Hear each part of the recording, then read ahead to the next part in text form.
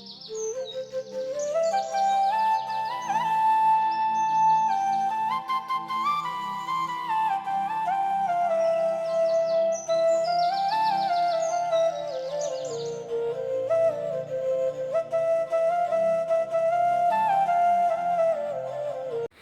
Everyone, আসসালামু আলাইকুম। শুভ সকাল। সবাই কেমন আছো? আলহামদুলিল্লাহ আমি বেশ ভালো আছি। আমি সাথী বলছি শরীয়তপুর থেকে। নতুন আরেকটি দিনে নতুন আরেকটি ভিডিও নিয়ে চলে আসলাম। আশা করছি সবার ভালো লাগবে। সকালে উঠে আমি আগে কাঁঠালের বিচিগুলো রোদ দিয়ে নিলাম। 2-3 দিন আগে মা দিয়ে গিয়েছিল, কিন্তু আমার একদমই মনে ছিল না এগুলো রোদে দেওয়ার জন্য। তো অনেকগুলো কাঁঠালের বিচি না নষ্ট হয়ে গিয়েছে। তো কিছু তো আর করার নেই, অনেক সময় মনে থাকে না, জিনিসগুলো এদিক ওদিক রেখে দিই তো খেয়াল থাকে না। যাই হোক, আমি সকালে এখনও কিন্তু রোদ ওঠে নাই, তাও আমি যেহেতু সকালে চোখে পড়েছে আমি আগে ছাদে উঠে ওইগুলো রোদ দিয়ে নিলাম। তো যখন ছাদে আসছি তখন দেখলাম যে আমি যেই রুমে থাকি ওই রুমের ঠিক কোনা বরাবর একটা চালতা গাছ আছে। ওই চালতা গাছে না প্রচুর চালতা ধরেছে মাশাল্লাহ। তো ওইগুলো আর কি দেখলাম। আর এদিকে সকালে আমি একটু হালকা নাস্তা করে নিতেছি। তো আমি একটু কফি বানিয়েছি, তার পাশাপাশি নুডলস। আমার রান্না করা থেকে এই সিদ্ধ নুডলসটাই বেশি ভালো লাগে। তো আমি খাওয়া দাওয়া করে তারপর আমি এই যে রান্না করতে চলে আসলাম। তো এদিকে আমি আজকে করলা দিয়ে আলু দিয়ে চিংড়ি মাছ দিয়ে রান্না করব। আর এদিকে দেখো আমার ছেলের জন্য একটু চাল বেটেছিলাম, ওইগুলোই আর কি ঢেকে রেখে দিয়েছি। তো এখন আমার চিংড়ি মাছগুলো একটু বেছে নিতে হবে। তো আমি অনেক বড় একটা ভুল করে ফেলেছি। আসলে চিংড়ি মাছগুলো বেছেই রাখা উচিত ছিল, তাহলে আর হয়তো বা এরকম কালো হয়ে যেত না। চিংড়ি মাছগুলো না কীরকম যেন একটা কালো হয়ে গিয়েছে, একদমই বিচ্ছিরি লাগছিল আমার কাছে। কিন্তু এত টাকার জিনিস এগুলো তো আর ফালায় দেওয়া যাবে না, আর একবারও যে খাওয়ার অযোগ্য সেরকমও কিন্তু নয়। মানে একটু কালারটা চেঞ্জ হয়ে গিয়েছে এই আর কি। যাই হোক, যে ভুল থেকেই তো মানুষ শিক্ষা নেয়। আমি শিক্ষা পেয়ে গিয়েছি, আর কখনোই এরকম নিজের মানে গা বাঁচায়া কাজ করতে গেলে যা হয় আর কি, আর কখনোই এরকম করব না। সুন্দরভাবে পরিষ্কার করেই রাখার চেষ্টা করব।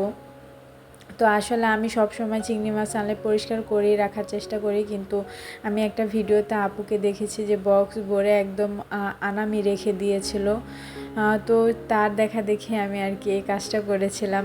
যাই হোক, হয়তো বা তার জিনিসগুলো ভালো ছিল, আমারটা এক এক কোয়ালিটির থাকে না চিংড়ি মাছ, হয়তো বা এটা কালো হয়ে গিয়েছে। যাই হোক, এদিকে আমি দেখো এই সব চিংড়ি মাছগুলো একদম পরিষ্কার করে এনে এখন আমি আলাদা করে কিছুটা উঠিয়ে রাখবো। এতগুলা চিংড়ি মাছ আসলে খাওয়া যাবে না। এখানে কিন্তু অনেকগুলোই চিংড়ি মাছ। আমি 1 কেজি চিংড়ি মাছ 4 দিনে খাইলাম আর কি। যাই হোক, তো যেটা বলতে নিয়েছিলাম, আজকে সত্যি কথা বলতে আজকে 3-4 দিন ধরে আমার কেন জানি না সাবস্ক্রাইবগুলো একদম কেটে কেটে নিয়ে যাচ্ছে। আমার এখন বর্তমান সাবস্ক্রাইবার 68 জন ছিল। আমি এখন যেহেতু ভয়েস দিতেছি এখন, কিন্তু যখন সকালে দেখি আমি এক সাবস্ক্রাইবার 10টা-11টার দিকে যখন আমি ওয়াইটি স্টুডিওতে ঢুকি তখন দেখি 2টা-3টা বা 5টা এরকম কমে যাচ্ছে। তখন না মনটা কিন্তু অনেক বেশি খারাপ হয়ে যায়। কি বলবো, কিছু তো আর বলার নেই। আসলে আমাকে আপুরা বলে যে ফুল ওয়াচ করবা সবার ভিডিওতে। বিলিভ মি, সবাই কি বিশ্বাস করবেন কিনা জানি না, আমার সময় হাতে না থাকলেও আমি কিন্তু অন করে রাখি ভিডিওগুলা। যাই হোক, এদিকে দেখেন আমি পেঁয়াজ দিয়ে দিয়েছি। পেঁয়াজটা একদম ব্রাউন কালার করব না, ভাজা ভাজা করব না। এই পর্যায়ে আসলে তারপর আমি এই যে চিংড়ি মাছগুলো এটার সাথে ভালোভাবে ভেজে নিব। চিংড়ি মাছটা এই যে তেলে দিলে এই যে লালচে একটা বর্ণ ধারণ করে না, এটা কিন্তু আমার দেখতে বেশ ভালো লাগে, আর একটা সুন্দর ঘ্রাণ বের হয়। তো এদিকে দেখেন আমি পেঁয়াজ বাটাটা দিয়ে দিতেছি, যেহেতু আমি করলা দিয়ে রান্না করব।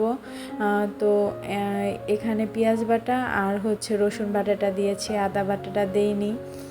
আর এই পেঁয়াজ বাটাটা দেওয়ার একমাত্র কারণ হচ্ছে করলাটা হচ্ছে সাদামাটা একটা সবজি, এটা থেকে কোনো গ্রেভি হবে না। তো পেঁয়াজ বাটাটা দিলে একদম ঘন হবে তরকারিটা, এই জন্যই আর কি আমি পেঁয়াজটা দিয়ে এই চিংড়ি মাছের সহই আমি একবারে ভালোভাবে কষিয়ে নেব। তো এদিকে আমি একটু লবণ দিয়ে নিতেছি।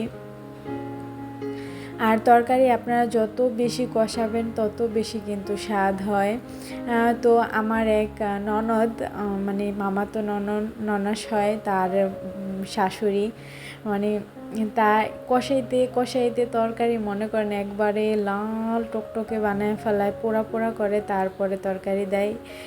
আমি কখনো খাইনি, আমার ননাসের থেকে শুনেছি যে তার 3 থেকে 4টা কড়াই লাগে প্রতিদিন রান্না করতে। এই হয়েছে অবস্থা। অনেকের রান্নার ধরন এক এক রকম, কিন্তু সবাই কিন্তু আমরা এক জিনিস দিয়েই রান্না করি, তাই না? কিন্তু স্বাদ কিন্তু আলাদা আলাদা হয়। যাই হোক, এই তো আমি ভালোভাবে কষিয়ে তারপর আলুটা দিয়ে দিতেছি। এখনই আমি করলাটা দিব না, তাহলে কিন্তু তিতো হওয়ার সম্ভাবনা আছে। আর আরেকটা আপনাদের টিপস দিতেছি, করলা একদমই যখনই রান্না করেন না কেন কখনই তিতো হবে না। আপনারা যদি করলাটা একবারে সুন্দরভাবে কেটে 1 ঘন্টা বা আধা ঘন্টার মতন লবণ দিয়ে ভিজিয়ে রাখেন, তাহলে একদমই একটু তিতা লাগবে না, আমি গ্যারান্টি দিতেছি। যাই হোক, এদিকে আমি ভালোভাবে আলুটাকে কষিয়ে সিদ্ধ করে নেব, একটু পানি দিয়ে দিয়েছি।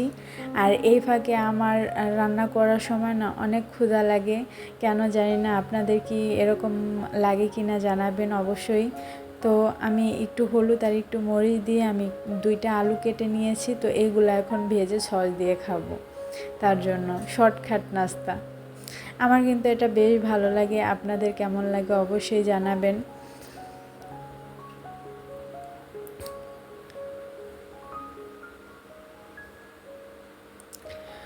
তো অনেক আপুরা না আমাকে স্প্যাম কমেন্ট করেন যে আপু আমি সাব করে দিয়ে গিয়েছি, আপনি আমার বন্ধু হন, আমার ফ্যামিলিতে আসেন। এগুলা প্লিজ আপুরা বলবেন না, আমি আপনাদের রিকোয়েস্ট করছি, এতে আপনার আমার দুজনেরই ক্ষতি হয়।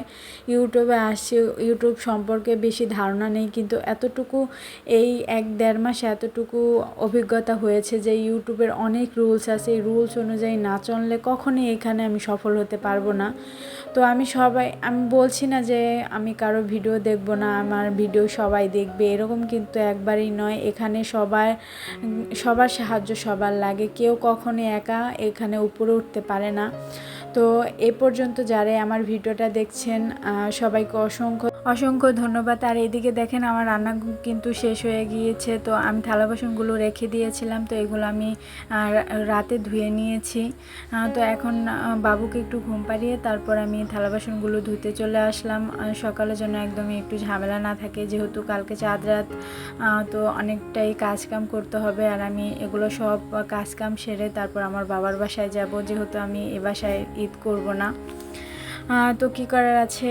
তো সবাইকে একটা রিকোয়েস্ট করছি, প্লিজ ভিডিওটা কন্টিনিউ করার আগে একটা লাইক দিয়ে দিবেন, আর পুরো ভিডিওটা কোথাও যদি একটু ভালো লেগে যায় তো অবশ্যই সাবস্ক্রাইব করে দিবেন। তো আর ভিডিওটা বড় করছি না।